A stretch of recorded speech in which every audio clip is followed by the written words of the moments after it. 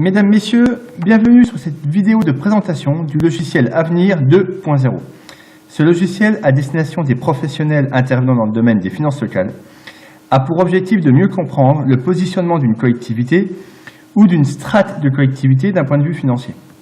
Cet outil cherche à analyser des relations potentielles entre dotation, fiscalité, taux de fiscalité ou encore dépenses.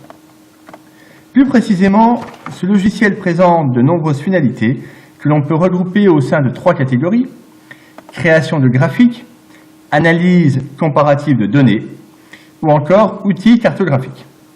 Une petite démonstration de quelques potentialités vous donnera une vision plus claire. Alors, première étape, on va entrer dans l'espace sécurisé. Grâce à l'aide d'un mot de passe. Deuxième étape, on va choisir la catégorie de collectivité qui nous intéresse, en l'occurrence le niveau départemental.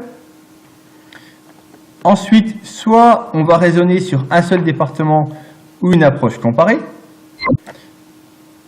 On va donc s'intéresser à l'approche comparée. Ensuite, plusieurs hypothèses, soit on va raisonner sur une comparaison de données avec plusieurs échelles ou avec une même échelle. Nous allons raisonner de plusieurs échelles. On choisit un département, on choisit une année, on va prendre en l'occurrence 2018, une étape budgétaire, stratégie démographique.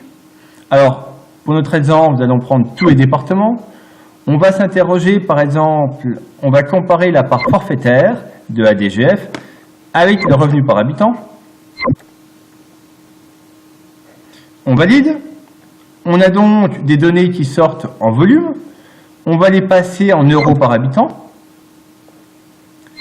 Et ensuite, on va les classer du plus grand au plus petit. Cela permet de comparer quelques évolutions, notamment entre la forfaitaire et le revenu. Alors, un autre exemple concerne l'outil cartographique. Toujours la même démarche. On renseigne le département que l'on souhaite analyser. On va rester en CA.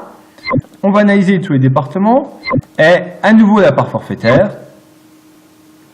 L'ensemble de mes données apparaissent, un graphique, et l'outil cartographique va renseigner finalement la dernière étape, la dernière année, c'est-à-dire l'année 2018.